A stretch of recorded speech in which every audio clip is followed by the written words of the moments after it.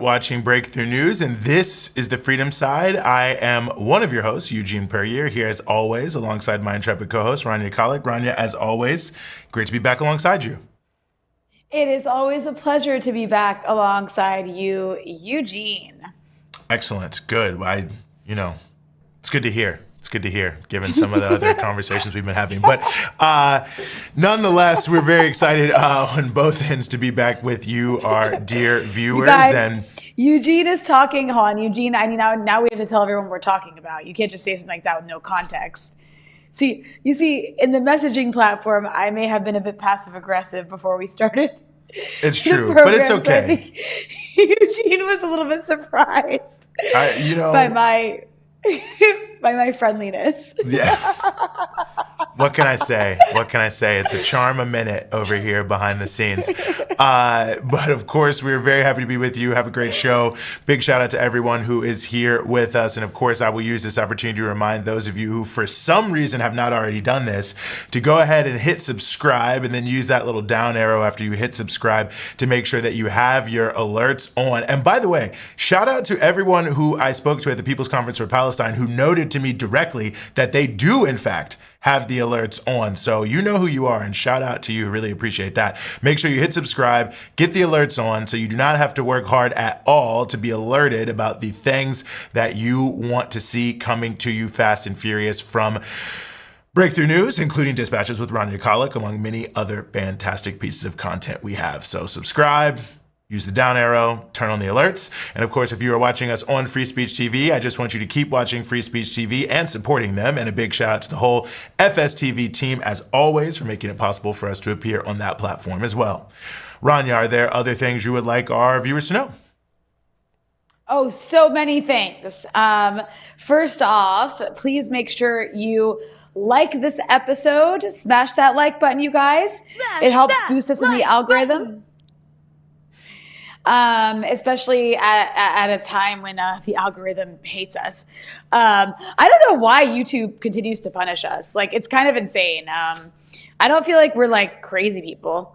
Not that I think YouTube should be like suppressing content, but like it's like we're not saying anything outrageous unless you think like being opposed to genocide is outrageous, or like, I don't know, wanting people to have access to shelter and food. And their basic, needs for like survival needs. That's outrageous. Or like, I don't know, not wanting the US to destroy the entire world. But YouTube seems to have some sort of problem with those kinds of things. So as a result, we've been a bit suppressed the last few months, which really sucks because I think our content is really excellent. And obviously to suppress it means less people see it. So one way to try to break that suppression is to make sure you like, subscribe, and share our content on all social media platforms, but these days, YouTube really has it in for us. That's one. And then two, we are an independent media outlet. Therefore, we are able to function and keep running because of support from our audience. So if you appreciate the independent media that we offer here at Breakthrough News, please consider becoming a member of Breakthrough News by going to patreon.com/Breakthrough News for as little as $5 a month. You can support independent media as well as access exclusive content and exclusive merch like this very cool mug. Very cool mug. I think there might be other merch too. We have to start like advertising other merch, Eugene. But also I want to offer something new that we, haven't before, and that is drum roll, please. Wait, do we have a drum roll sound effect? Is there? Oh no. Yeah, okay, well, that's the closest we're gonna get. That's like the funny one. All right, imagine a marching band drum roll with suspense. Thank you. Much appreciated. Thank you, John.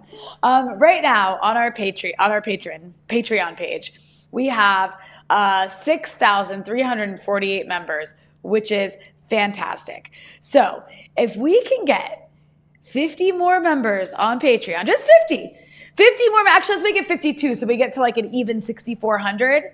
If we can get 52 more members on Patreon, Eugene Puryear, our very own Eugene Puryear, will start an Instagram account. I will. 52 patrons by the end of the month. Or if one person gives $2,500, I will get on Instagram. So that's the other way you can get there. Yeah. Wow, honestly, right. yeah. And I'm also, just throwing it out there. There's a lot of time by end of the month. The month just started, so that's like actually a lot of time. In fact, I'm like 52. That's easy. Like I feel like you should have said like 200, but already you're just selling yourself for cheap. That's fine. That's listen. Listen, I guess my resistance is breaking down from all of you who constantly tell me to get on Instagram, including everyone at the People's Conference for Palestine, but which we'll get to later in the day. Let's get to our first story here, and we want to talk more about central bank independence, which is big right now in the United States and technically around the world. Apparently, it's the most sacrosanct thing out there as it concerns the economy. And to help us sort through all of this, we are very honored to be joined here on the show once again by Michael Roberts, the socialist economist. He's author of many books. Also, by the way, writes a great blog, The Next Recession, that if you're not following it, I don't know what you're doing. Michael, thanks so much as always for being with us. Well, thank you, everybody. I was really enjoying your conversation. So I suppose now we've got to talk about the dark side of things when it gets down to central banks. But it was really interesting what you were saying before. Excellent. Well, thank you. I appreciate that. Good to know we have at least one fan out there. And, I'll start. There's a lot to be said here. I mean, obviously the phrase central bank independence is being thrown around all over the place in the United States. But I want to start somewhere maybe even a little bit more fundamental about what a central bank even is, because I think a lot of this is people just hear it, they see it, and it takes on this kind of mystical sense. Like, what is this institution and what role is it playing in the economy? Well, the central banks in various countries, they're two roles, really. First of all, they, in effect, control the money supply. So only the central bank can print dollars, produce dollars, and create dollars, put them into banks as deposits and reserves, if they so wish. And also they provide, as it were, the lender of last resort. So if banks start to collapse, the central bank can step in and get these banks floating again by giving them the funds to survive. So it plays a role of maintaining the financial sector in the interest of the financial sector and maintaining sufficient currency for the economies to continue to transact all the deals and so on. And they can vary the amount of supply of money that goes into the economy or the cost of that money, namely the interest rate that they would charge if you borrow it or if you lend it. Can you explain to us from your perspective what's going on right now with regard to Trump's attempted firing of central bank governor Lisa Cook, who also, according to the latest news, there has now been an investigation opened by the Justice Department or launched a criminal mortgage and fraud probe into Lisa Cook. So, it seems to be using the Justice Department in a politicized manner. But yeah, what's going on here? Because there's also this kind of antagonism that a segment of the right has against the Fed, like more the libertarian-minded types who, for a long time, as long as I can remember, they've always had this like very anti-Fed attitude. So how do you explain that sort of like segment of the right that hates the Fed? And then how does that play into what we're seeing right now with Donald Trump trying to firing the head of the Fed in the U.S.? Well, Trump wants to get control of the Federal Reserve. He doesn't have control of the Federal Reserve. He's not able to get the Federal Reserve to reduce interest rates or to change its monetary policy in any way. That's decided by a board of the Federal Reserve, regional Federal Reserve governors, plus other people who have been appointed by the president in the past. And they have long terms of office, up to 14 years. So they're sitting there and they make the decisions on interest rates that they're going to charge to banks if they want to borrow money and on how much money is being supplied into the economy. Trump wants to get control of that. He's concerned. He's worried about the economy. It's beginning to decline. He's worried that tariffs are going to cause it further problems in the economy. Although he's continuing with this policy, he wants to get control of the Federal Reserve. And the moment the Federal Reserve isn't prepared to go down the road of cutting interest rates really sharply, which is what he wants. So he's called the Federal Reserve Chairman, Jay Powell, a numbskull and an idiot for not doing what he wants. And because they've not done it up to now, he's looking for ways to get majority control for his MAGA supporters on the board. So if he can get rid of a couple of members of the board and replace them with his own appointments, that's it, the plan. That's what's behind this particular attack on Lisa Cook. Well, and I'm glad you're raising this because so much of this in terms of how it's playing out, and of course the IMF I know has been making a big push this year about the importance of central bank independence. Everyone trying to come in because this is a big concern with Trump, even going back to his last campaign, is the idea that the Fed is like independent and fair, and that they're just whatever they do, they don't think about good things. They just think about what's best for the economy, and it's all level, even playing field, and that there's no influence. And I've always felt, and you have a great piece about this, about central bank independence on Next Recession blog, that it's not so much that the people care about the politicization of the Federal Reserve. They just care about the policies that are actually being put forward if you had more democratic control of some sense. Absolutely. I mean, the Federal Reserve was originally set up in 1913, guys, and it was set up by all the banks who had gone through a series of crises. So they wanted a sort of coordinating body which would provide them with financial support if they got into difficulties again. So it was set up to keep the finance sector going. It wasn't set up to make things better for the rest of the Americans with employment and growth and so on by moving the interest rates. That became the mantra later on by mainstream economics, which claims that the central bank can help the economy by getting employment up and keeping inflation down by the manipulation of interest rates. This is, in my view, pretty skeptical we have to be about that possibility. And it's not an independent central bank, really. It's independent of democratic control by government and by Congress and by the people in general, but it's completely dependent and works for the interests of the finance sector. It works for Wall Street, not Main Street, and that's its objective. The fact that Trump wants to take it over doesn't mean that he wants to introduce a democratic control of the central bank. He wants to use it for his own purposes and his own interests. And that's why we have this conflict. But the central bank is not an independent organization, and it's not an effective organization in solving the problems that people face, like the huge rise in cost of living we've had over the last 2 or 3 years, not just in the US, but in all the countries. 25-30% rise in price levels in the last 3 years. And what has the central bank been able to do about that? Nothing really. It hasn't been able to stop that inflationary spiral. It claims that it's controlling inflation, but really inflation is falling simply for other reasons, because supply breakdowns in the world have improved, and also economies are slowing down. The US economy is slowing down. So therefore, the demand is beginning to slow, and that means why inflation has dropped a little bit. But actually, in the last few months, Rania and Eugene, it's actually been rising. And so the Federal Reserve's in a difficult position. If it claims that it can control inflation by keeping interest rates up, then it's reluctant to cut them. So we now have this political battle between Trump wanting to control the Fed and the Fed trying to be so-called independent and decide what interest rates will be in the interest of what they think, mainly for the bond market. The bond market doesn't like high inflation. That's why the bond market's been diving recently. And so there's a reluctance on the part of the Fed to cut rates. So we're going to have a big political battle here over the next few months. Yeah, it really seems like a fight between different segments of the ruling class. But, on that note, I do want to ask, what would a democratically controlled central bank look like under a socialist or worker-oriented government? Well, it would seem to me that what is the purpose of the central bank? We would want to maintain a stable situation for the currency as best as possible. We want to be able to keep the cost of borrowing, particularly for households or mortgages and so on, as low as we can in order to people be able to afford housing to some extent. Although obviously it's almost impossible for many people, Americans now, and in Brits too, to get affordable housing.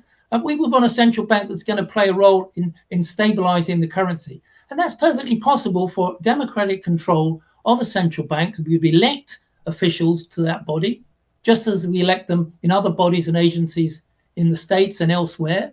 And that body would operate and be accountable to the institutions of a workers' government, whether it's Congress or whether it's other organizations that have been set up by a workers' government. And say it would play that role. But at the moment, it doesn't play that role. It's not have that structure. Its structure is basically designed to support and finance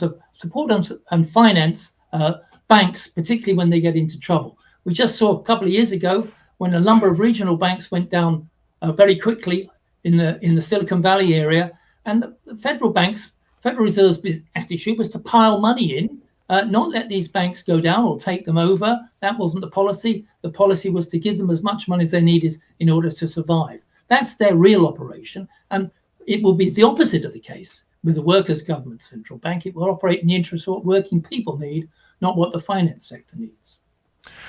Well, I'm glad you make that point, and I want to ask you this before we let you go, because I think it's important because you write for the general public on these economic ideas, and I think this is economic concepts. I think this is another factor of these conversations that seems, important to me, is the idea that sort of average everyday people can't even understand all of this, and I think that's it's actually a point Bill Greider makes very well in his book, How the Federal Reserve Runs the United States, about how absurd this is. But I feel like so much is like you need it to be independent. You need these other people because there's no way you can actually understand that. And I think it's important to note that, part of a real sort of workers' economy is the idea that, yes, people can master how the economy runs, even if you don't necessarily have a PhD, from MIT.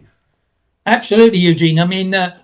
We're told, particularly by big banking agencies like the IMF and so on, we need the expertise of these people, these great economists and experts who sit on the boards, sit on the IMF, sit on the World Bank, because we don't know anything about it. They know best how to handle money. Well, they did a great job of avoiding the global financial crash in 2008, which they never saw coming, and they didn't know why it happened. They didn't know afterwards. They did a great job in avoiding the huge Great Recession we had 2008-9, and they did a great job during the period of the 2010s when inflation dropped really low, and they kept trying to raise inflation by cutting interest rates, and it made no difference. The expertise that these great economists go, and I'm one of them, not great one, shows that we don't need that sort of expertise. What we need is democratic accountability of these organizations, so that insofar as people have got skills, they're accountable to the public, not accountable to the banking and financial system.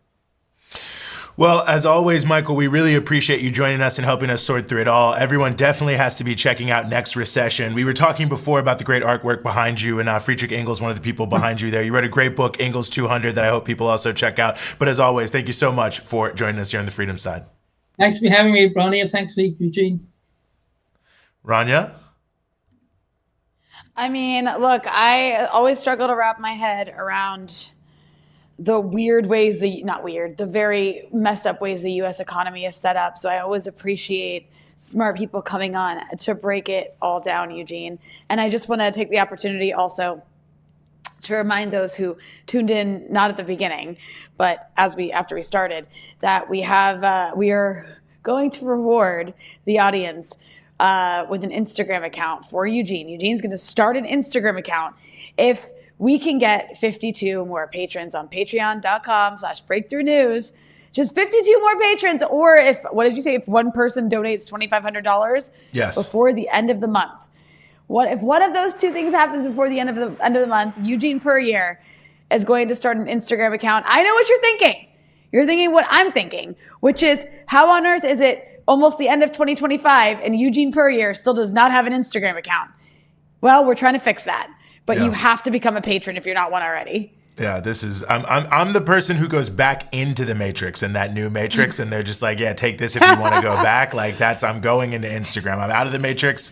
It's too much. Put me back in my cocoon. But no, big shout out to Michael Roberts. I agree with you. And we got a lot of great folks that, come on to the show to talk about the economics of many of the things. Sheeran, of course, from the Tricontinental Institute. We have Richard Wolff on a regular basis. We have a number of great folks that we're bringing on that can break it down for you. And you can know it. You can learn it. You can, in fact, master it and be the master of your own destiny, so to speak, or at least we all can collectively when we work together. So, yes, we'll do that, and maybe I'll be on Instagram at the end of the month. A lot of things happening here as we start the show.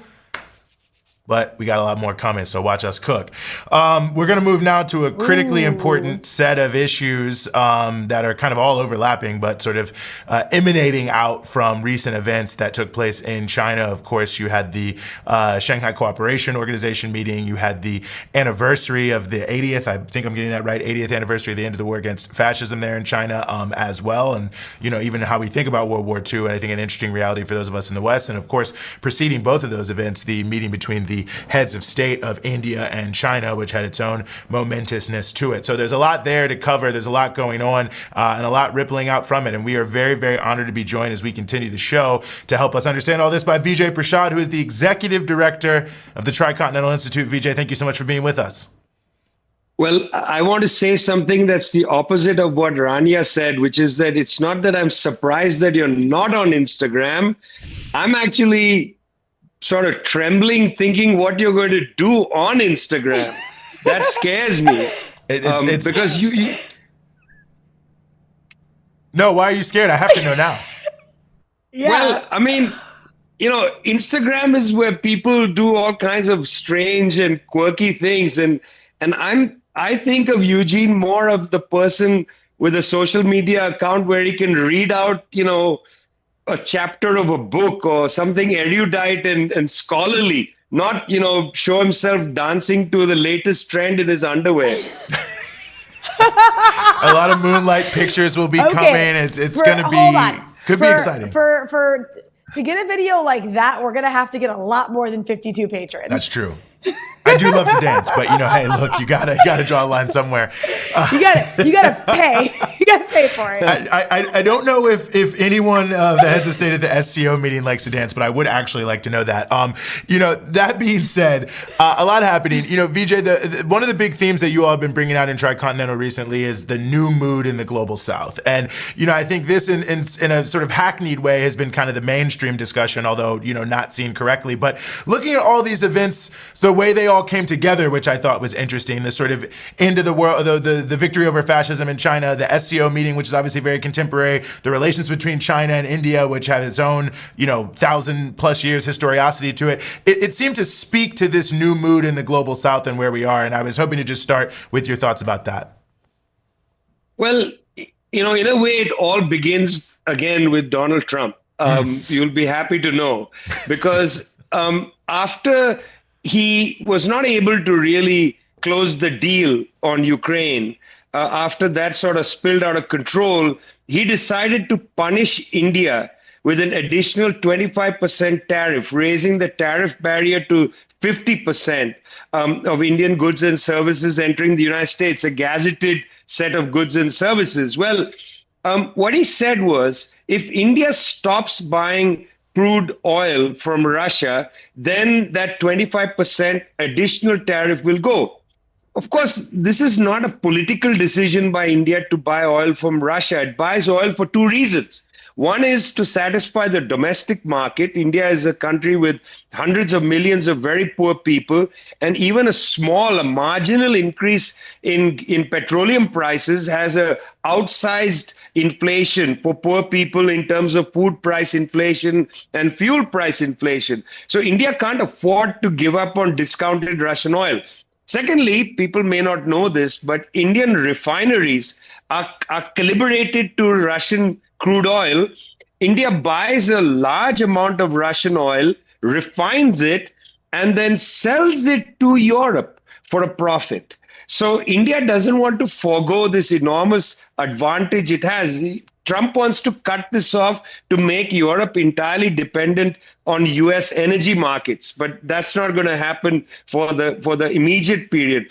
So because of this 50% tariff and the need to somehow, make some gap with the United States, Narendra Modi of India suddenly out of nowhere announced that for the first time in 7 years, he's going to go to China to meet Xi Jinping and Putin and others at the Shanghai Cooperation Organization Summit in Tianjin. This was enormously surprising. He hadn't planned it. In fact, I very jokingly in a television program in China said Modi should go to China and should, shake hands with Mr. Xi and that'll show Trump for the tariff. And next thing you heard, maybe Modi is listening to me and taking my advice. Who knows?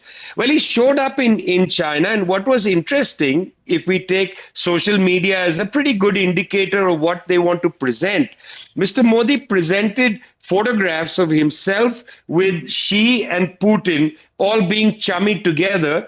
And then a very important set of photographs of Mr. Modi with Mr. Putin traveling together for their bilateral meeting, saying, no, we are not going to have distance from Russia. Well, this is interesting at the SCO, 50% of the world's population is represented. It's a very important, it's called a regional gathering, but most of the world's population happens to live in this region. So it's 50% of the world's population, only 25% of the world's GDP as far as the Financial Times is concerned, but I'd like to contest that a little bit. Anyway, doesn't matter. We're not debating that. What we're talking about is that this is a very significant event because it shows you that the Indian elite, so the Indian moneyed population, is unable to actually break from its own material interests. That, you know, they may instinctively want to be standing beside the Americans and cozying up to Trump and so on, but there's no economic benefit right now. The economic benefit is in buying discounted gasoline from Russia and perhaps starting to increase trade with China. So it's actually economics running the show here, Eugene. It's not politics. This is not a political change by Mr. Modi going from the extreme right-wing pro-US political orientation to suddenly becoming, you know, a pan-Eurasianist. This is not what's happening. This is economics driving the vehicle, not politics. It really is interesting to see U.S. policy backfire here and just to see the images. I mean, I watched, as I often do, a lot of mainstream media coverage of this meeting, of this gathering, and a lot of it was just in shock at watching India's leader embrace China's leader when India is supposed to be this like anti-China, American-backed, you know, bulwark in that, you know, growing Cold War. And I even saw this one episode of Christiane Amanpour's show on CNN where a stand-in host was saying, if Henry Kissinger were alive today, like he would just be like, you know, face palming over this because it's like, this is not how you deal with rivals by bringing them together with like some of your own allies. So it's just an interesting dynamic at play. I mean, feel free to comment on that if you'd like, because you're nodding along and smiling, Vijay. But I also wanted to ask, you know, obviously this isn't what's bringing these groups of countries together, but it was interesting to also see them condemning what Israel's doing in Gaza, which has, you know, happened often from global South countries. But all that's to say, you know, yes, it's the economics bringing them together, and maybe this is me grasping at straws, but as like U.S. economic policy has this backlash that brings a country like India into the arms of China, do you think this could have an impact, you know, on the ongoing just hyper-imperialist brutality we're witnessing across the entire global South, with Gaza being the worst? Well, to take the first point you made, which I think is a very important point, which is the surprise that people seem to have for India sort of taking one step, maybe half a step away from the United States on the attempt to garrote China, really. Well, look, this is not a new thing. This didn't require the Trump tariffs. The Indian government has, over the last year and a half, been demonstrating through different, quite, you know, sort of relatively silent ways, demonstrating its desire not to be caught up in the new Cold War between the United States and China. For instance, India sort of backpedaled the Quad, which was the group that included Japan and Australia, the United States and India. India backpedaled out of that. And as a consequence, the United States created a new group called the Squad, which was Japan, Australia, United States, and Philippines, because India really is not keen on getting caught up in this. When the United States, one of the United States senators said that India should join NATO plus, when the Indian foreign minister was asked about this now almost 2 years ago, his answer was, we don't believe in the NATO mentality. These are small, you know, almost silent indications of India not being keen to being drawn into some kind of big, total, final war between the United States and China. They just don't, India doesn't want to be involved in this. I think the message has come loud and clear that the United States is A, not a reliable ally, and B, dangerous, because they don't prioritize development, they prioritize war. And this is not something that the Indian government is either prepared for or ready for. The third aspect, was that India went into an air war with Pakistan recently. It was actually a one-night air war, even though the war sort of lasted for 3 days. On that one night, it became pretty clear to Indian military officials and planners that the Pakistanis, using almost 100% Chinese technology, using 100% of Chinese air defense systems, and India using French jets, US, Israeli, and Indian-made air defense systems, India could not prevail. In fact, in some respects, the Chinese system seemed to operate better than the Western system. Well, this was a wake-up call, I think, for India, that, look, the Chinese have developed indigenously jet fighters and their own systems. They cannot be an adversary that India could walk over and so on. So I think these realizations, the military realization, the realization that the United States won't prioritize development, and the idea that the US is offering very little for India's advancement in the world, not even championing for India a permanent seat at the Security Council and so on, that what is gained by being a subordinate ally of the United States, even the Indian elites are coming to that view that not much is gained.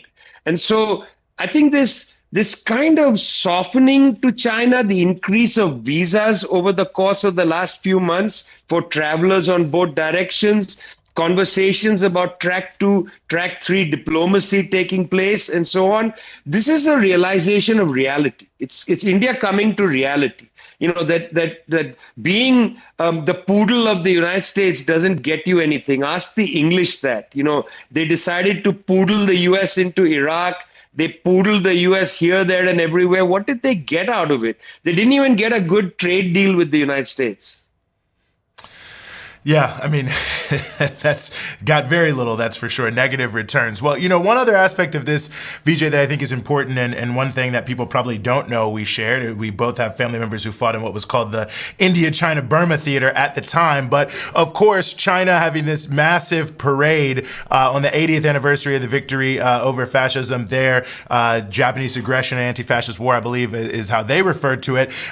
Really a momentous occasion in many ways. I think it's obviously World War II is so coded to, Europe and really in Asia, really kind of just to the atomic bomb to some degree. And I think the huge amount of death in China, the impact of the Chinese forces in the broader war is so unknown. So this also felt like in and of itself, China sort of asserting its role in history as part of asserting, its role in contemporary society. It's very interesting. If we can again start with Trump. Trump's tweet in response to the military parade on the 3rd of September was to see the parade as an act of aggression. But I actually watched most of the parade and read it in the opposite direction. I don't think this was a war of aggression. I think what was being said on the 80th anniversary of the defeat of fascism is the following: that the Soviet citizens and Chinese patriots and communists together sacrificed about 50 million lives. Tricontinental has done a big study of this, and we're going to release this in a few weeks. We've done a very, very detailed study of the war dead. And in fact, World War II starts in China in 1937 at the Marco Polo Bridge incident. And in fact, if you're really serious about this, it doesn't end in 1945 in Asia. It goes all the way till the armistice in Korea. In other words, World War II goes from 1937 to 1953-54. It's a very long war, much longer than in Europe from 1939 to 1945, much longer than the US participation in the war, which was only from 1941 to 1945. This is 1937 to either 1945 or to 1949 or to 1954. It's a very long war. And 50 million Soviet citizens and Chinese patriots. And then if you add the Koreans, the Vietnamese and others, the numbers are astronomical. United States didn't even lose, I think less than 1 million people died in that war. And yet Hollywood, for instance, doesn't have the decency to provide a movie where the people fighting the Nazis don't come from Iowa or from Ohio or somewhere. They look like Tom Hanks, not like your and my relatives. In fact, what we also found, Eugene, which is really significant, is that 80% of the Wehrmacht was destroyed by the Red Army. The Red Army actually breaks the back of the Nazi forces, of the German forces, really, because the Chinese are fighting the Japanese on the other sector. But the Soviet Red Army takes out the Wehrmacht. And I think that is underappreciated. Even though now people grudgingly say things like, well, the Soviets liberated this concentration camp and Auschwitz and this and that, that's grudgingly talked about. But what's not understood is how much of Nazi hardware was destroyed on Soviet territory. And when the Soviet Red Army advances across Poland into Germany, making it easier for the rest of the Allied forces, including, my relatives who were also in Italy, who came up Italy. The Italians basically capitulated, and that's the other point I want to make to you when you mentioned our relatives in the Burma theater. There's a great film by Osman Sembene called Camp at Thiore, which is about French armies that came from Africa, from West Africa.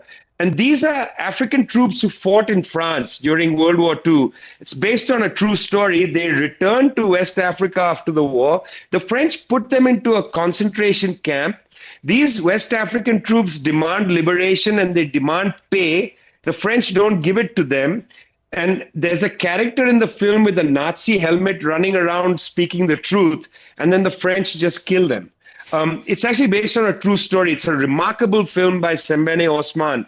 That's what happened to us in World War II. We fought to liberate Europe, and then they wanted to come back and colonize us. Talk to the Kenyans. Talk to the Malay people. Talk to the Indonesians when the Dutch came back to try to reestablish colonialism. Talk to the Vietnamese who helped fight against Japanese militarism. And then the French wanted to come back. And then the Americans wanted to come back. I mean, this is our history of World War II. And that's what was being celebrated. Not to say we can defeat you, but to say we don't want fascism. It seems what Xi Jinping was saying to the West is we don't want fascism. We defeated fascism, but you are playing footsie with fascism now. You are playing footsie with militarism and war now. We know what a sacrifice is. We are saying from beginning to end, 1945, when it ended, to now, we don't want war again. And I think that is a really powerful anti-war message. The parade begins with him saluting war veterans. They're like 100 years old, okay?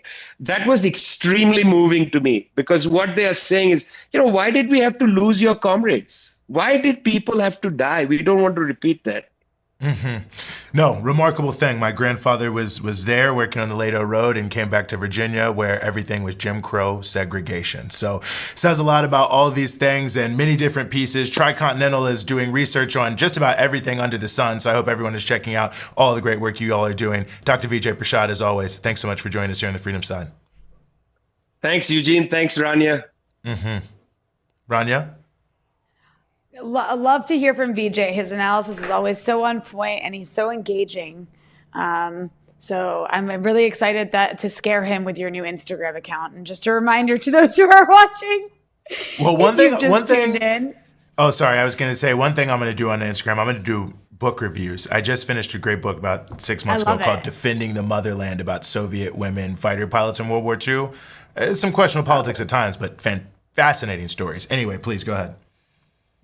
Well, I was just going to remind our audience that if we can get 52 more patrons before the end of the month, Eugene Puryear will start an Instagram account and prove to you he's not a boomer. Wow. Although I know some boomers on Instagram, I'm just saying. I actually know more than you might think. I know some greatest generation World War II era people who are still with us who have an Instagram. So I'm way behind, I guess, out of the matrix, but I guess I'll give more of my life over to Meta. Well, Rania, I know that you've been paying very close attention to I mean, they're calling it the Gaza Riviera plan of Trump, but this sort of shape-shifting ethnic cleansing plan that I think a lot of people took as tongue-in-cheek, but seems to be pretty serious, or at least they're planning for it pretty seriously, to push Palestinians completely and totally out of Gaza and create this new entity. I mean, it's a grotesque situation. I mean, it's hard to even explain it. They've got videos and all these other terrible things. Anyway, where are we now with the Gaza Riviera plan? I know it's been leaked more, and the idea of paying people and all these other things is happening. So earlier this week, there was this 38-page White House prospectus leaked that the Washington Post was leaked to the Washington Post. The Washington Post published in full. And it's insane. And it kind of builds on these ideas that we've already been hearing about what the Trump administration and the Israelis have planned for Gaza, but it's being framed as this sort of Middle East Riviera. We'll recreate, transform Gaza into this U.S.-controlled Riviera that they're calling it the Gaza Reconstitution Economic Acceleration and Transformation Trust, or the Great Trust. That's what the plan is called, which already sounds so sci-fi and scary. And it outlines this insane proposal that involves turning Gaza into this futuristic tourist and tech hub with AI-powered smart cities and luxurious infrastructure. But it's really just a cover for ultimately ethnically cleansing the population of Gaza through what it calls voluntary departures to another country or into restricted, secured zones inside of Gaza during the reconstruction of this AI-powered city. And by the way, this is what it frames the Gaza Humanitarian Fund, or sorry, the GHF that has been involved in basically killing Palestinians seeking aid. It uses that's essentially what that is. It's the precursor to creating these secured zones inside of Gaza while essentially developing the land for all these other things. And so it would basically offer incentives to the people in Gaza to leave. Anyone who owns land would be offered a digital token, Eugene, by the Great Trust in exchange for the rights to redevelop their property. And then they could use that token to finance a new life somewhere else, where else we don't know. Or eventually it could be redeemed for an apartment in one of the 6 to 8 new AI-powered smart cities. I'm not joking. Each Palestinian who chooses to leave would be given a $5,000 cash payment and subsidies to cover 4 years of rent somewhere else. Again, where else, I don't know. They'd also be given a year's worth of food. I'm not really sure what exactly that means. And also what was really disgusting about this is the plan estimated that every individual departure of a Palestinian from Gaza would save the Great Trust $23,000. Wow. Compared with the cost of temporarily housing what it called life support services in the secure zones for those who choose to stay. This proposal is completely insane. Financial planning was done by a team working for Boston Consulting Group. So we already heard from previous reporting by the Financial Times about how Boston Consulting Group was involved in the Israeli-backed Gaza Humanitarian Foundation and setting into motion these plans for post-genocide Gaza. And they were involved in this plan as well. It's completely just insane. And again, a cover it's for ethnic cleansing. This U.S. administrated trusteeship, the Great Trust, which Israel would retain security control over. Over time, private contractors and then local police would take over. It's a 38-page document. It has it all planned out and talks about de-radicalizing the Palestinian polity, which is something we'd heard from Israeli plans early on in the genocide, the idea of de-radicalizing the Palestinians. And it emphasizes that this plan would require no U.S. government money because it would be covered through public-private mega project, including highways named after Saudi and UAE leaders in order to get them to support it, as well as electronic vehicle factories, data centers, again, luxury developments, and on and on and on. So, of course, this has been met with international backlash, as it should be, with many people calling it, a plan for ethnic cleansing and forced displacement, which it is. Human rights groups in numerous nations saying that. The Israeli prime minister, of course, has voiced support for it. He's saying, it's a free choice. It's voluntarily, people can voluntarily leave. We've heard this rhetoric from the Israelis, when they speak in English to the West for a while. And obviously this is absolutely a massive, disgusting plan to eliminate the Palestinian presence in Gaza, all 2 million people. I mean, that's what it's ultimately about. And I want to actually show some of the slides from this leaked report because of how just completely insane it is. I'm wondering if we can actually put up the first slide, slide 1. There it is. So this is just to show you, this was made by a group of people, including people from Boston Consulting Group, sitting around a table talking about displacing the people of Gaza. It's called The Great Trust, from a demolished Iranian proxy to a prosperous Abrahamic ally. I mean, that language is just completely insane. And then I wanted to show slide 3. And the reason I want to show slide 3 is because it speaks more about the plans here. The goal, it says the goal, a thriving Gaza at the crossroads of a new Abrahamic architecture.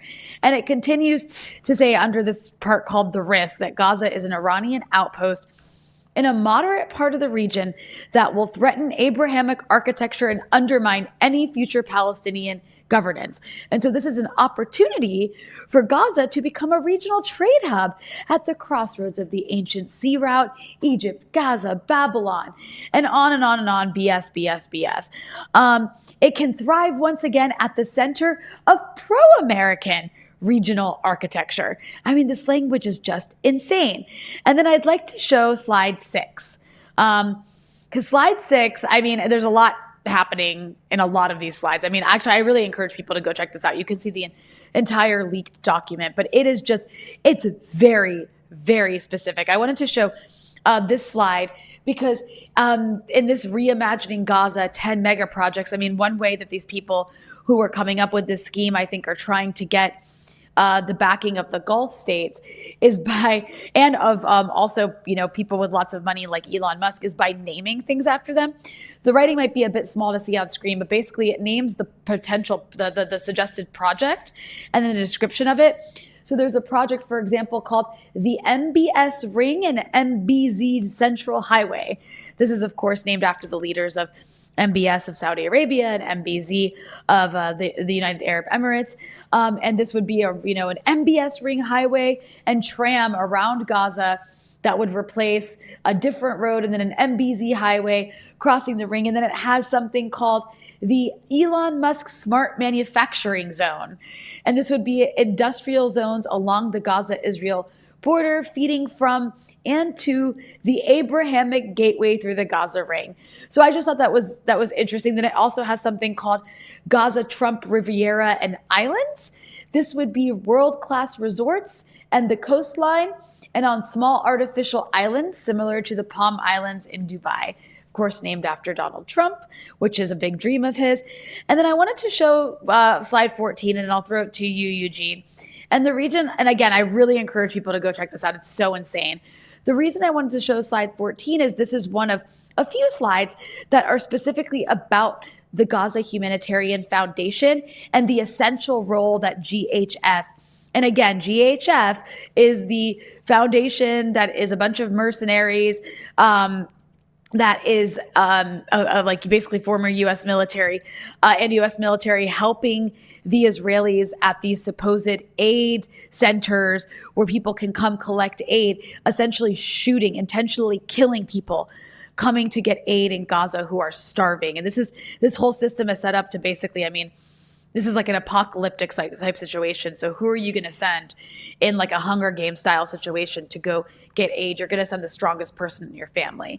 So, essentially it's a way to lure the strongest among families in Gaza, usually probably whoever is like the strongest man, so you can kill them as they come collect aid because these are, potential militants. I mean, that's what that's all about. And so this is one of many slides laying out the essential role that the Gaza Humanitarian Foundation is playing in these future securitized zone and this potential, Gaza post-genocide plan. It says GHF will secure aid routes throughout Gaza to prevent interdiction of aid by Hamas.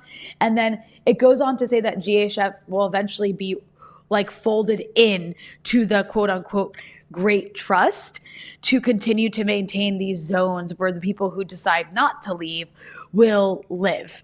So anyways, Eugene, this is just so dystopian and absurd and disgusting, and real estate development and capitalism meets AI meets, genocide. And I go ahead. I'm going to throw it to you from there. No, I mean, listen, I think you said it all. The only thing I would just add is the timing of how this has been accelerating in the news is very interesting, because yesterday, or maybe it's the day before yesterday, Smotrich released his plan for the total annexation of the West Bank, what he called seizing I don't think he called seizing, but I'm going to call it seizing but this part is a quote, the maximum amount of territory with the minimum amount of population. So, saying that they would take almost all the land and force Palestinians into what they called 5 concentration points that will have their own sort of Israeli overseen civil authorities. So, it's not just a neo-colonial, but a sort of full colonial reality there. You put that alongside the fact that obviously the Israelis are pursuing a plan that's designed to not only expand and occupy larger parts of Syria, but to continue to fragment the nation of Syria. The sort of lesser talked about attempt by the Israelis to fragment Iraq by some of the things that they do messing around there in the politics there. Obviously, the ongoing occupation of southern Lebanon, and obviously an attempt to try to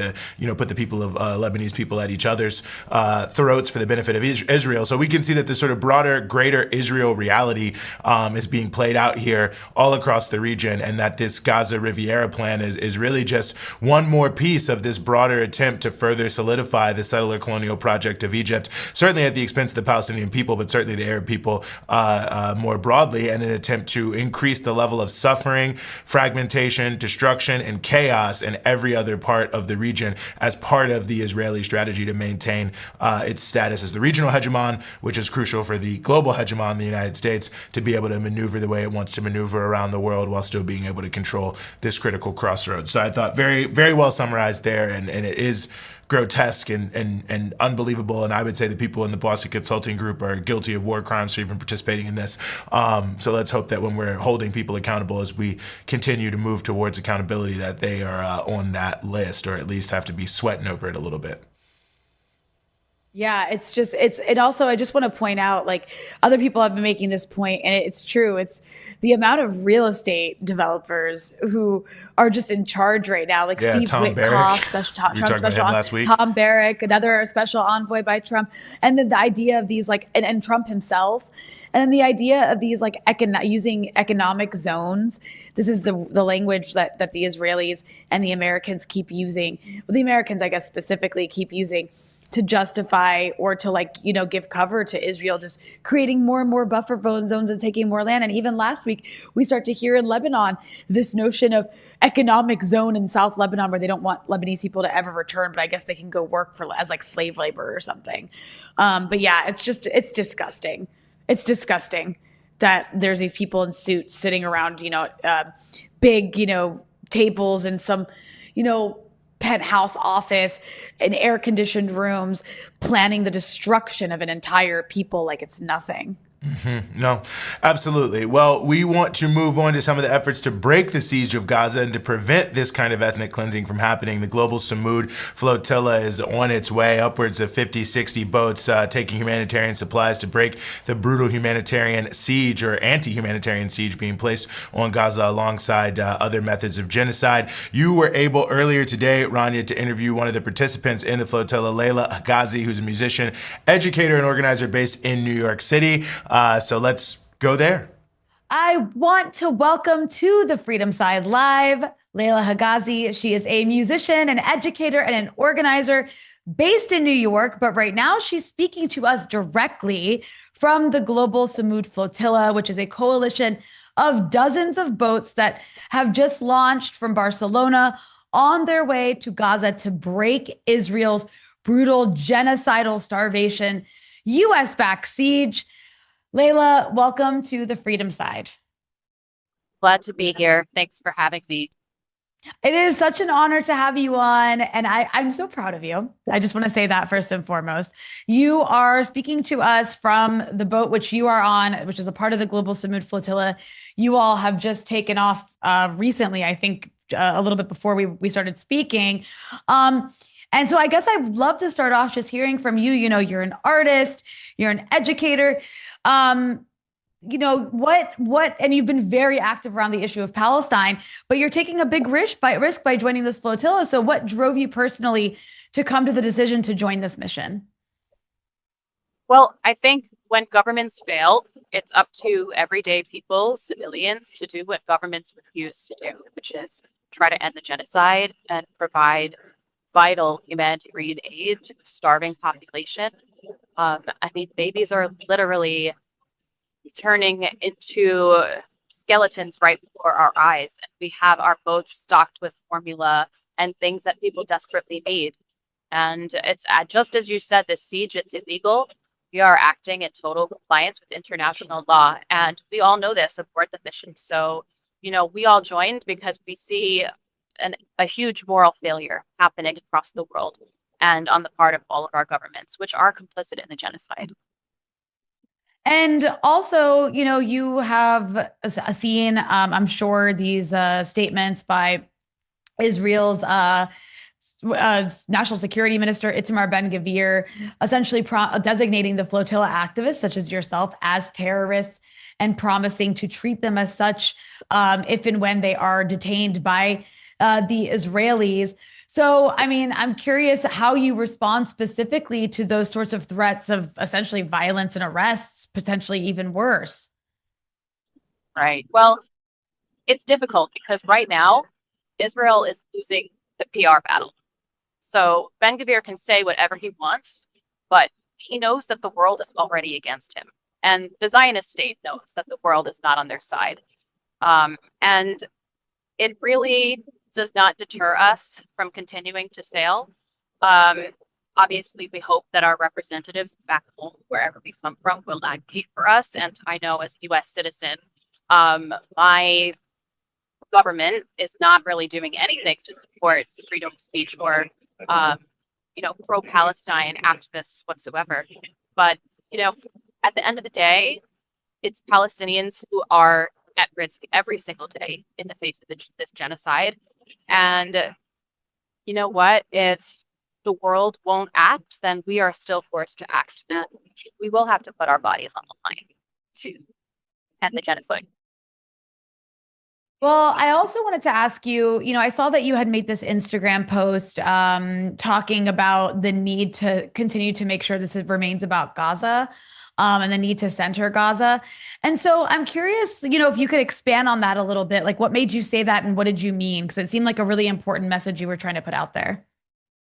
Yeah, thanks for that. So it has to be really clear because Israel loves to slander us. They love to call our boats selfie yachts or any of the other ridiculous things they've said. And it's really important to know that, yes, there are public figures who are on this mission, but most of the people who are on this mission are everyday people. And, you know, no one here is doing it for clout. And anyone who, you know, is sort of centering themselves is not really, you know, on our side. So I think it's just fair to say that, you know, no matter what we go through in terms of the IOF or anything they try to throw at us, Palestinians are the ones who are suffering every day and have been suffering for the past two plus years and actually really 77 plus years. So, you know, that kind of perspective is really important because it really is not as many public figures that there are on these boats. It's not about us. You know, we are not saviors for the Palestinians. Palestinians have been fighting this brutal regime for decades now, and they will continue to do so. And we are just here to be in solidarity with them. We're not here to take eyes off of them because really they're the ones who need to be listened to.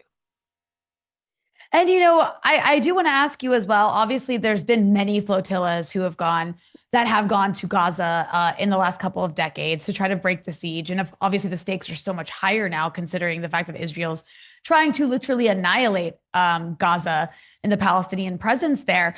So some people might ask, and this is more me playing devil's advocate, but like, what's the point? Even if you have all these boats, it's not like there's enough aid on these boats to help the people of Gaza. And on top of this, it hasn't worked before. So what's the difference with this flotilla now? So I guess for people who might have that attitude, how do you respond to that? That's a great question. So just to be clear, and I don't think a lot of people know this, but the flotillas have made it to Gaza 5 times. So they have actually said, these activists have actually been able to deliver aid. We are trying to open up a humanitarian corridor. So we understand that it's not really just about this mission. This is a continued effort to keep bringing aid in, and we have to start somewhere. We are showing up with dozens of boats because we know that one flotilla is not enough. And we know that we have power in numbers.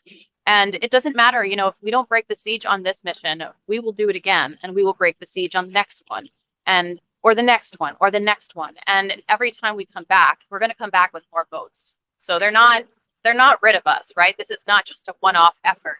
This is a movement, and it will continue, regardless of what anyone says. The sort of pessimism that we hear from figures like Piers Morgan and others.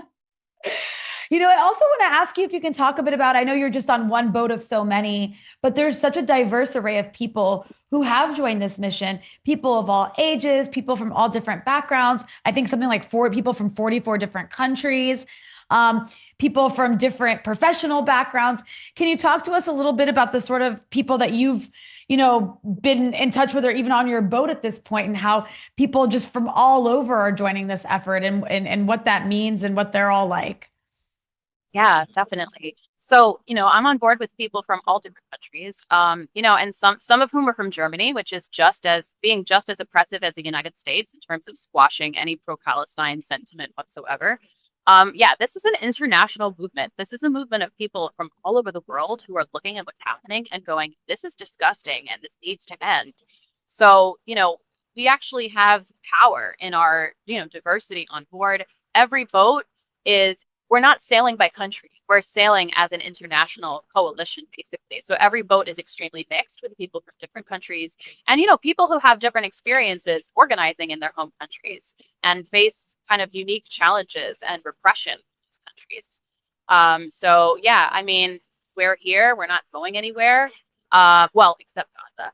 And like I said, if we make it to Gaza this time, there will be another time that we will. And there are no threats that will deter us going. And then you'll have this other criticism from all kinds of different people, a specific kind of people, that will sort of dismiss these solidarity actions as just, performative. You're just on a selfie yacht. It's basically a cruise. You're out, like, the weather looks beautiful. You got to leave from Barcelona. You're basically just on vacation. And I know that's like really absurd and that it's not a comfortable situation to be in. First of all, in addition to the threats you're facing from the Israelis themselves, it's also not exactly a comfortable cruise ride with luxury amenities. So I'm curious if you could just tell us a bit about the journey, because it isn't a selfie yacht. It is absolutely not a selfie yacht. And we have faced a lot of complications with weather and things like that. And these are all things that are normal, right? I mean, we're on a boat. Seasickness happens. Not everybody gets to shower every day. In fact, it might be every 3 days. So, this is not luxury in any sense. And anyone who says that really has no idea what is happening right now. If you look at especially some of the smaller boats, they are just sailboats. It is not comfortable to be on a sailboat for 2 to 3 weeks, and people are doing it anyway. And we all showed up knowing that, we'd probably be puking and feeling not so good. And, yes, the weather is beautiful. But what's also beautiful is Gaza and the beaches of Gaza, and the people of Gaza deserve to enjoy those waters. So that's why we're sailing in those waters. And, we're coming. This is not a vanity trip. This is not like a clout boosting trip. We're not, having the time of our lives on this boat. And, at the same time, there's so much solidarity on these boats. And that's what's kind of keeping us going. And Layla, you're such a talented musician. I'm sure a lot of people who are watching have already seen your work. You've even produced an album related to the sort of songs that you've done on Palestine, some original, and then some were, of the sort of covers you've done. My whole family says hello to you. They're all huge fans. But all that's to say, as a musician, as an artist, I want you to just talk a little bit about the importance of artists participating. And also, we're seeing it's almost been 2 years of genocide, and it's been very disappointing to see so many celebrities and artists stay silent. But it's never too late. So I'm curious if you have a message for, your colleagues in the music industry, other artists as well, in terms of like the need to speak out on this issue. Yeah, definitely. I think it is definitely better late than never. The best time was a long time ago, and the next best time is now. So, I don't think it's too late. I think it's really important for people who have big platforms to be using them properly, which means shining the light on Gaza and honestly, shining the light on all genocides that are happening. I mean, there's something kind of dystopian about a world where, Taylor Swift gets to release an album and everyone talks about it for, I don't know how long. And she doesn't say a word about Gaza, and it takes attention away from Gaza, So that's not to say that, musicians are not allowed or artists are not allowed to make art that isn't about Palestine. But the least that you can do with your platform is use your voice. And there are artists who have done that. So if you've heard of Hozier, like Hozier tells his audience constantly that the occupation needs to end. His music isn't about Palestine, but it doesn't matter, because he understands that he has power when he's on stage and everyone is there ready to listen. And he's always met with cheers. Every time he talks about the occupation needing to end and stop the genocide, he's met with applause. And honestly, he shouldn't be, though, because it's just a normal position to have, that genocide is bad and that starving people to death is bad. I mean, this is not rocket science. And I just feel like, these artists, these particularly public figures who aren't using their platforms, who are incredibly rich and won't be even losing too much if they speak up because they have enough to basically live comfortably for the rest of their lives. That is, I honestly think it's such a waste, and it's truly disappointing. And I do think that, we will have the receipts. We will look back years from now and look at everybody who is silent, and people will have to explain themselves. We always talk about what would you have done during slavery? What would you have done during the Holocaust? You're doing it now. And history will show who spoke up and who didn't. And then I also am curious, do you have a message for people who are supportive of the flotilla, aren't able to participate? Obviously, not everybody can. So for those who are watching, can you tell our audience how can they support this mission, even from afar, as you guys try to break the siege on Gaza? Definitely. So it's really important to recognize that the Global Summit Flotilla is not just about the boats. So we have an incredible team on the ground that is obviously amplifying the mission, right? Making sure that everybody knows about it, that everybody's talking about it. Because honestly, the more eyes that are on this mission, the safer we all are, the more likely they are to be successful. And, I think the other thing is that in addition to the team that we have, both, on boats and also on the ground, we are asking that everyone who is on land join together in mobilizing against this genocide. So it's about not just the boats, but literally mass organizing going on all over the world at the same time, making as much noise as possible. I know there are a lot of actions planned for around the arrival date for Gaza, when we're supposed to get there. But these actions, they've been going on for a long time, and they need to continue. And so we really do need the whole world on board while we sail, because it's not really about one action, it's about several actions. And every small effort makes a big difference. But actually, I do think it needs to be bigger. I think we're sort of past the point of small efforts. I think we really need society to stop at this point. It means striking. It means refusing to go to work. It means costing your city money, because we all know that the ruling class only speaks one language, and that's money. And then Layla, you are on the boat. You're going to be on the boat for a while as you make your way towards Gaza. And you're very active in posting and updating people on the journey. So please tell our audience where they can follow along to your updates. Awesome. Yeah. So my name is Layla Higazi. So I'm at Layla Higazi on Instagram. I actually cannot get into my TikTok right now for the life space. We're just using what's going on, but we're just using Instagram and Facebook right now. And you definitely need to make sure that you're following the Global Samud Flotilla page on Instagram and also their Telegram, because that's where all the most up-to-date information is. We're asking that people actually, before reporting on how the mission is going, is really check those sources first.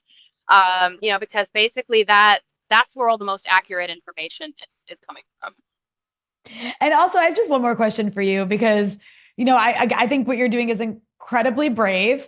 So I'm just curious with regard to your family.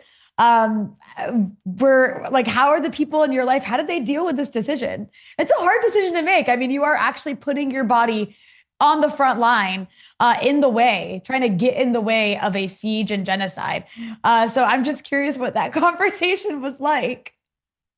Oh my gosh. Well, there have been many conversations, but just I think the crazier part of all of this is I went to Barcelona to support on the ground and then ended up on one of the boats. So within like 72 hours, I had to figure out, and I just want to shout out everyone who helped me, in shipping my stuff back to the United States and kind of helped me shop, because I literally came with a suitcase of stuff that was not meant for a boat. So I basically had to call my family and tell them that I wasn't coming home, which was a difficult conversation. Yeah. So yeah. And at the same time, I'm trying to remind everybody that anything that I endure on this boat is nothing compared to what Palestinians have been enduring for decades. So I think we really need that perspective, because, and I'm so grateful, and a lot of people are calling us heroes and all kinds of things. And as much as we appreciate it, we want the focus to be on Gaza and not on any one single person on this mission, because we're sailing for Gaza. We're not sailing for ourselves. Well, I totally understand what you're saying. I'm still going to call you a hero. I think what you're doing is incredibly beautiful and incredibly brave. And, we're all rooting for you. And I really appreciate you joining us from the flotilla to talk about all this. And I hope we can hopefully be in touch with you for more updates as you go on through your journey. Thank you so much, Layla. Thank you so much. We'll talk soon. And that was the musician, educator, and organizer Layla Higazi speaking to Rania Khalek from the Global Samud Flotilla that is sailing now to break the blockade of Gaza, the siege of Gaza. Rania, anything you want to add? You're a big Layla Higazi fan, by the way, so I'm sure you're very excited to do that. Yeah, she does covers of all my favorite pop songs, but changes the lyrics to be acceptable. And she has her own original music too. She's so talented. I mean, if you're not already following Layla, you are missing out. She just really a beautiful person inside and out. I've actually had her on dispatches before. So you can go look up Rania Khalek dispatches Layla Higazi, and you can kind of hear her own background story of, how she came to have the views she has and be the amazing person that she is. So I really do feel that everybody who puts themselves on a flotilla to Gaza is doing the most important, incredible work. And it's really inspiring, and it's so brave. Right on. Well, while we are talking about Palestine and the global movement to express solidarity with the Palestinian people and to end the ongoing genocide, let's turn to the just recently passed, this past weekend, People's Conference for Palestine, which took place in Detroit, Michigan. Many, many thousands of people attended. I had the honor of being there, and to talk more about the conference itself, what it means, and where we're going from here. Very, very honored to be joined on the show by Lamis Mahana, who's an organizer with the Palestinian Youth Movement. Lamis, thank you so much for being with us. Thank you so much for having me. How are you guys? Doing very well, thank you, and really appreciate you being willing to join. And maybe let's just start here. The theme of the conference was Gaza is the compass. I thought it was a great theme. Certainly, anyone who heard my remarks heard why, but nonetheless, perhaps those who don't know or haven't heard much about the conference, why did you pick that theme for this event? Yeah, I mean, first of all, to honor the tens of thousands of martyrs in Gaza and the people that are being deliberately targeted, journalists, medics, and so on, and the thousands of people that have also been forcibly disappeared from Gaza, and to keep the attention on Gaza, especially now as the invasion is continuing into Gaza City. But also because Gaza is the compass really to us means that Gaza has laid bare the world order and has shown us right from wrong. It has drawn a line in the sand, and it has made a lot of our decisions really clear, black and white. You either are on the side of humanity or you're not. You're either rejecting genocide or you're not. And so this is what we were trying to bring attention to, and to show all of the ways that people can take part in that and live under the principle that Gaza is the compass in every facet that they can.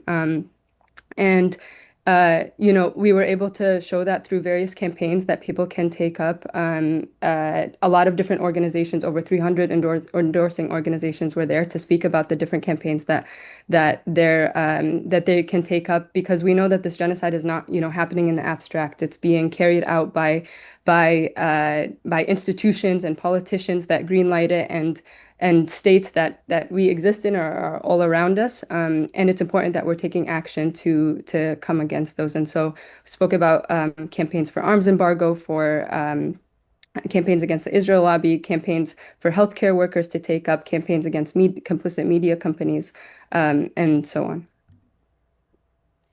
You gave an incredible speech, Lamise, which the People's Dispatch published in full. And also, I think people can watch it as well. We did Breakthrough News live streamed the event, so your speech is on our channel as well.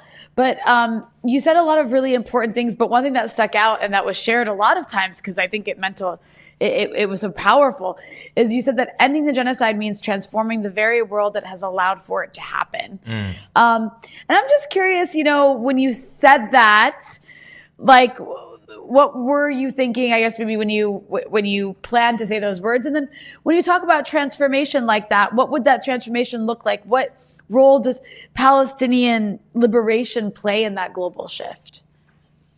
Yeah, I mean, what Gaza has shown us is that I think people are really coming to the point where they're asking why. We're seeing that the masses of the world stand with Gaza day in and day out. They reject this genocide. We've seen that over 70% of Americans support a ceasefire. We've seen international bodies and genocide scholars are saying this is a genocide.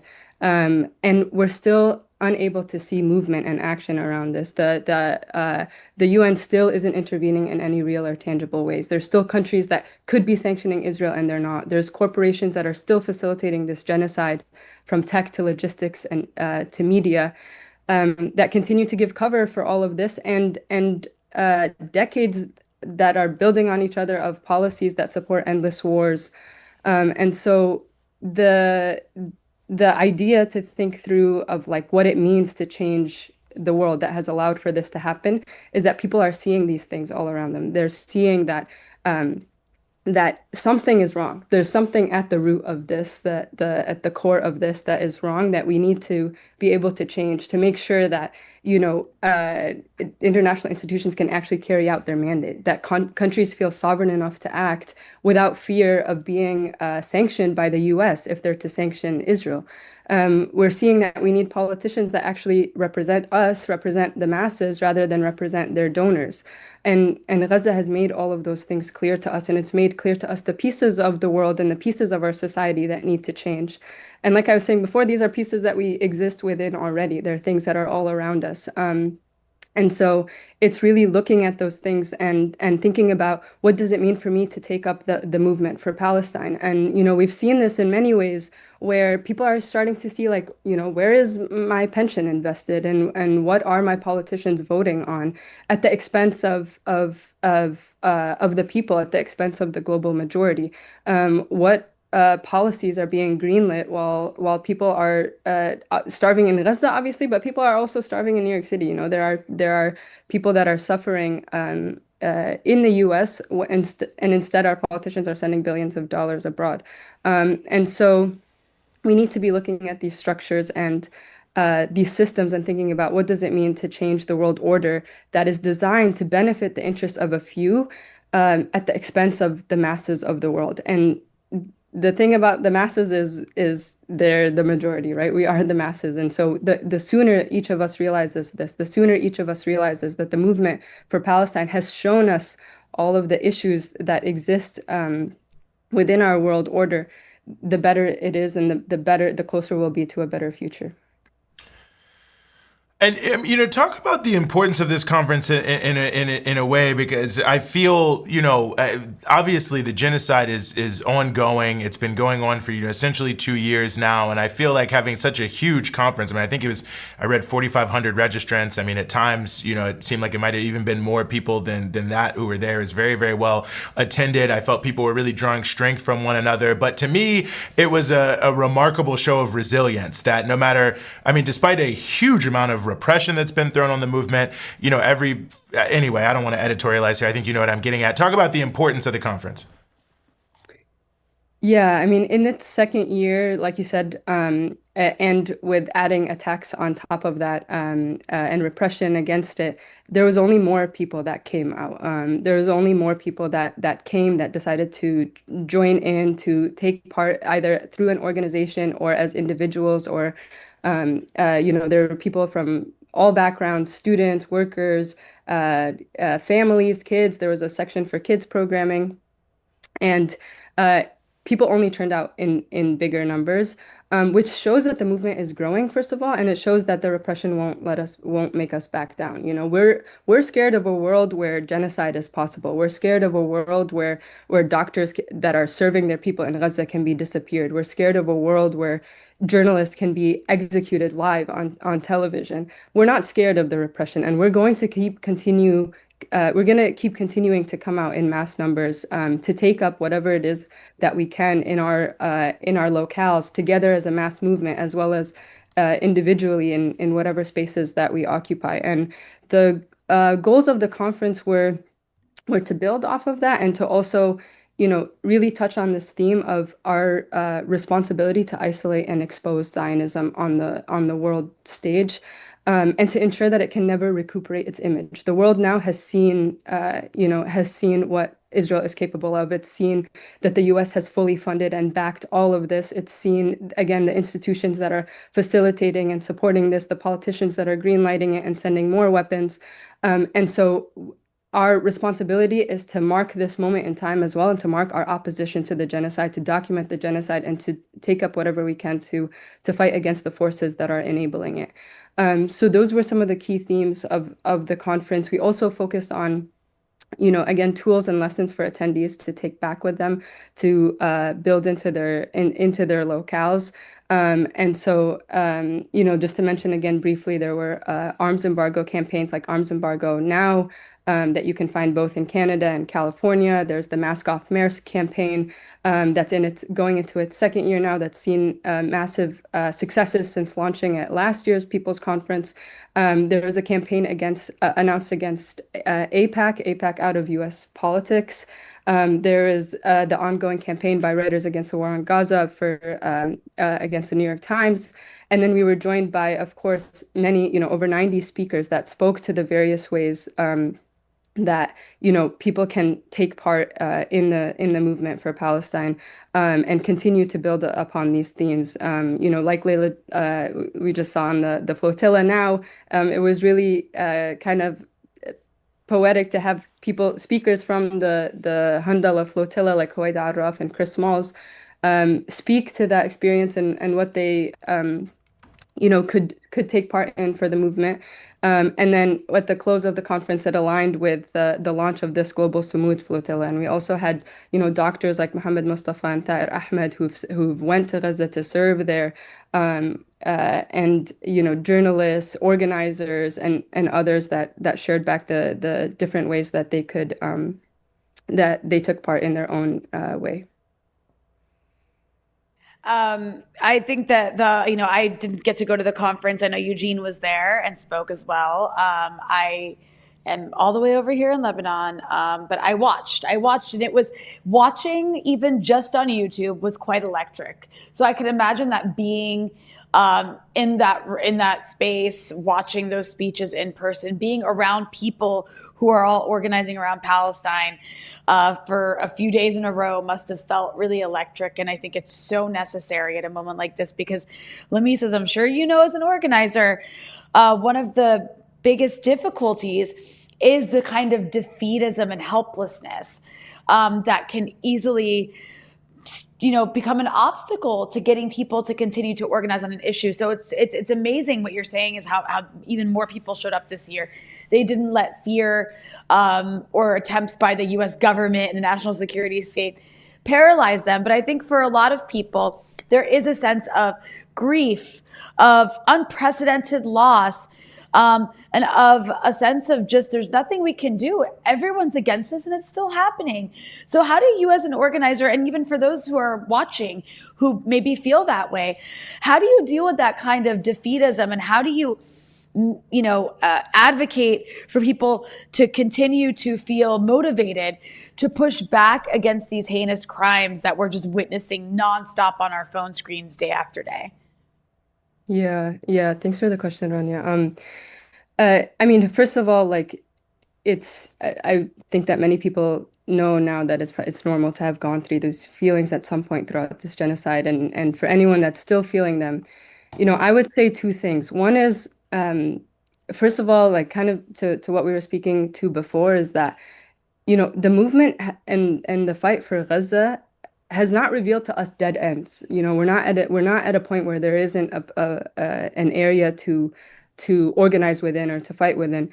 It's only revealed to us more of the fronts and avenues that we need to work on, the areas that we more clearly than ever before, perhaps, we know now who these genocide enablers are. We know the governments that support it. We know the companies that fuel it with weapons. We know the investors that profit off of it, and the Israel lobby that cements support for the genocide, and the media that provides cover for it. We know now where the genocide is gaining its support from, and the enablers of it, and the states that have allowed for this to happen. And so this should only fuel us to continue the fight, to continue the struggle. And, knowing that, plus the fact that, part of Israel's war on Gaza is the psychological warfare of the people that are there, obviously, but also on us, right? They're going after the people that we felt like we knew, even if we've never met them, right? Like Anas al-Sharif, who we if you're like me, it was like the first voice you heard when you woke up and checked the news, and the last voice before you went to sleep, or Hussam Shabat, and the people that we've gotten to know, and before you could even fully, process or grieve that, then they do the double tap execution at targeting the other journalists like Maryam Abu Da'a and Muhammad Abu Salama, and their war is also a war on the Palestine movement and all those who support Palestine. And in an attempt to make us turn away, in an attempt to make us lose hope, in an attempt to make us feel that this is too big for us to take on.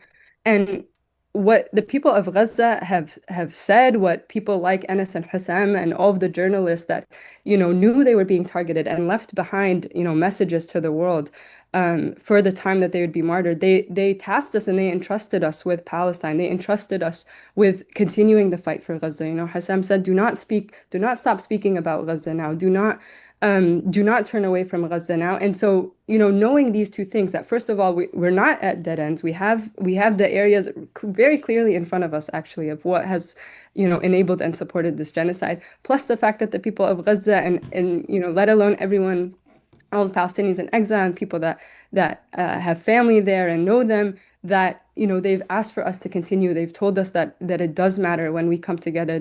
We know that people saw the conference. We know that people see the mass actions that take place, and even the small actions that take place when someone disrupts a politician, or disrupts a school gathering or something in order to bring attention to the genocide. We know that these videos are seen in Gaza, and that their message to us is to continue to fight. And so I really think that around this point of defeatism, knowing these two things, if we know both that there's areas for us to continue to struggle in, and that the people of Gaza have called on us to do so, if we know those two things and still despair or give up, that would be a betrayal to the people of Gaza and to our own selves, because the fight for Gaza is truly the fight for humanity itself. And so, that's why Gaza is the compass. And anyone going through that, I would say, it's natural, but it's what Israel is trying to do to us as well. And we got to fight it. We got to get out of it, and we got to pull out anyone else that's feeling that as well. Mm-hmm. Well, and on that note, before we let you go, in the upcoming weeks, the UN General Assembly will be taking place in New York City. And of course, Palestine will be, probably the central issue of this UNGA. Will the movement and solidarity with the Palestinian people be there? And if so, how will they be showing up? Yeah, we'll definitely be there. This is another big takeaway from the conference, that there will be a mass action taking place on September 26th, because as of right now, the internationally wanted war criminal Benjamin Netanyahu is slated to speak actually at the UNGA that morning of Friday, September 26th. And so people will be rolling out there from all across the country. We're going to do mass mobilization here in New York, and show that these war criminals are not welcome in our city, and that the UN member states must take actual action. They must move to sanction Israel. They must move to stop the genocide that's happening, and not continue to give audience to Netanyahu. And if the US is going to choose to still allow him in, then the people are going to rise up and show that they don't accept this. Mm-hmm. Absolutely. Well, fantastic. I thought it was a great conference, and I hope people who didn't get a chance to see it do go to our Breakthrough News page and look at many of the excellent panels. Go to People's Dispatch. You can actually see the written version of Lamisa's speech, so watch it and read it, and many other fantastic individuals who spoke from a range of different organizations, viewpoints, and parts of the world. Lamis Mahana, organizer with the Palestinian Youth Movement, thank you so much for being with us here on the Freedom Side. Thank you for having me. See you. Mm-hmm. Rania? I really wish I had been there. I was so happy I got to tune in, because Breakthrough News was officially live streaming it. And I'm just going to reemphasize what I said before. It was so electric just to watch it from afar. So the organizing happening around Palestine, as devastating as everything is, the organizing and the sacrifices people are making to continue to push back against all of this, because, like Lamis said, the fight for Gaza is the fight for humanity. Literally, It's like humanity versus evil. It's like really black and white. And so, you got to get on the side of good for this. And actually, like, all of our futures depend on it. Yeah, no, absolutely. And, just before we close today, Rania, I did just want to briefly mention something in regards to Sudan, because I think obviously people have seen, or maybe they haven't seen, it's flown under the radar, the landslide that took place in central Darfur, at least 1,000 people killed, probably more than that. I mean, it'll be difficult, honestly, to get a full count, because it's in the middle of a major war zone. The part of Darfur where it is, which is controlled by the Sudanese Liberation Army, AW, is right in the middle of where the rapid support forces are in Darfur. There's a lot of fighting going on. The difficulty in getting humanitarian aid there is going to be significant, but certainly even figuring out what the death toll is going to be. And I think that terrible tragedy is just a great reminder of the ongoing toll that's happening in Sudan, which is really starting to reach even worse situations here. I mean, we don't have any idea really how many people have been killed. I mean, the number bandied about is 150,000, but it's obviously significantly more than that in terms of who've been killed. Some believe over 500,000 children have died of acute malnutrition in the context of what's going on. I mean, right now you have about 25 million odd people who are facing acute food insecurity. You've got hundreds and hundreds of thousands that are facing catastrophic food insecurity, over 30 million that need aid on a regular basis. You've got massive outbreaks of disease on a regular basis. You've got tens of millions of children who are out of school now and have been out of school for years, so their education being brutally disrupted. Of course, you have the challenges like in the breadbasket of Sudan, the Jazeera state, the destruction of that area, and the challenges for the long term over the agriculture. I mean, on and on and on and on and on it goes. And of course, now things are becoming even more intense in terms of the political battle, because you have the Rapid Support Forces have now formed their, quote unquote government, a little bit of a sham there, but nonetheless as an alternative to the government based in Port Sudan run by the Sudanese Armed Forces. And since they're sort of in different geographic zones, some people are saying, is there going to be a Libya type scenario with a partition, Somaliland, Ukraine? I mean, we could name a number of different places where there have been sort of partition conflicts, but I actually think that we are not headed for a partition conflict. And in fact, it seems that both sides are trying to prepare themselves for even more significant fighting. And in the northern part of Darfur, El Fasher, which is one of the larger cities in that area, which is one of the last places in Darfur held by the Sudanese Armed Forces and their allies in other armed movements, is under an incredible siege. It's now actually, you look at the satellites, being totally surrounded by these giant berms that the RSF is setting up. So essentially totally sieging the city and turning it into a kill box for anyone who deserves to leave, or decides to leave. So obviously that's including the ongoing shelling and destructions there, portending something pretty bad. And then it does appear that the army is looking perhaps to do a new offensive, and that the RSF, which has retrenched, is looking to do a new offensive. And so you have both sides in the conflict, I think, have a zero-sum mentality. Both sides think they can win. The RSF, of course, getting significant support from the United Arab Emirates and Mr. Haftar in Libya and others. You've got the Sudanese Armed Forces that are getting kind of a lot more widespread support from the African Union, from many different countries, and widely considered in the Sudanese diaspora to be sort of the lesser of two evils, as our friend Ahmed Cabello calls it. But nonetheless, what you really have at the end of the day is a conflict that is a falling out amongst thieves. You had a massive and really beautiful movement in 2019 of millions of people driven by the youth of Sudan that had launched a massive revolution to overthrow the government at that time and to establish a new state of affairs that would redistribute the wealth between rich and poor and between the different regions of society, institutionalize even further free healthcare and free education, make sure that the rights of the Palestinian people, and Sudan, one of the most pro-Palestinian countries,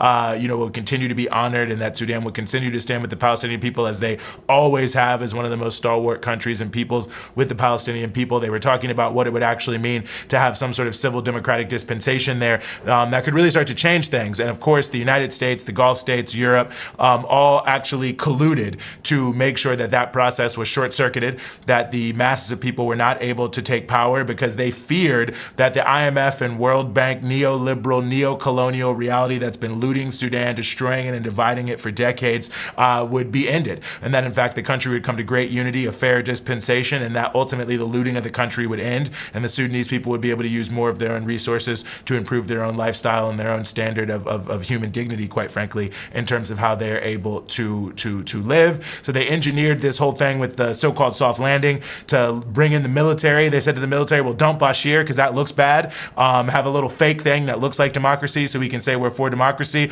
but make sure you join the Abraham Accords and support Israel, which is how they got the sanctions lifted, which is absurd. Like, no one is supporting Israel inside of Sudan, very pro-Palestinian country. Go with the IMF and the World Bank and these massive land giveaways to these Gulf countries that have been, just totally neo-colonializing the country for some decades. Stick with that, and make sure to keep the basic sort of geographic spatial representation of the wealth concentration in the country where it is. So basically keeping everything the same, but making it look a little bit different to prevent profound change in Sudan, which of course would mean profound change all across the broader region, and certainly upset the apple cart of the US, Europe, and the Gulf states who want to control the Horn of Africa and the broader Nile Basin for their own region. So it's a shame that that's where we are, and this is where we have been. Hopefully the conflict will find a way to a close, but it certainly doesn't seem like it's at this stage going to happen at the table, and that there's a lot more humanitarian suffering that goes on as the conflict continues there. So I think the landslide that took place is just a good window into the tragedy of this conflict, which is not just tragic in a random sense, but is the result of an outside agenda from the United States, from Europe and the Gulf states to control Sudan, to control the Nile Basin countries, to control the Horn of Africa, and ultimately to control Africa. It's the fruits of neocolonialism and the attempt to control Africa by the imperialist powers and their regional proxies in many different parts of the world. So really a shame that that's where we are, but I think it's important for us to remember that when we see tragic events like the recent landslide. Well, Eugene, I appreciate you breaking all that down. And also, you're right. It's like barely getting any news coverage. I watch the mainstream news all the time, so you don't have to. And it's not registering as a top news story when you say 1,000 people were killed. And then on top of that, happening in a war zone that's just treated like some sort of natural disaster as well, because that's just what happens in Africa. So really important to know that context and background. Yes, absolutely. Thank you. I appreciate that. Well, that will bring us to the end of the show here today. Before we get out of here, Rania, are there things you would like our viewers to know? Yes, I would like to remind everybody to make sure you smash that like button. It helps boost us in the algorithm that hates us. It helps boost us in the algorithm that hates us because they don't want, the dictatorship of the algorithm. An algorithmic dictatorship. Now I'm just rambling because it's late. But make sure you smash that like button. Make sure you hit the subscribe button. Make sure you share our content where you can.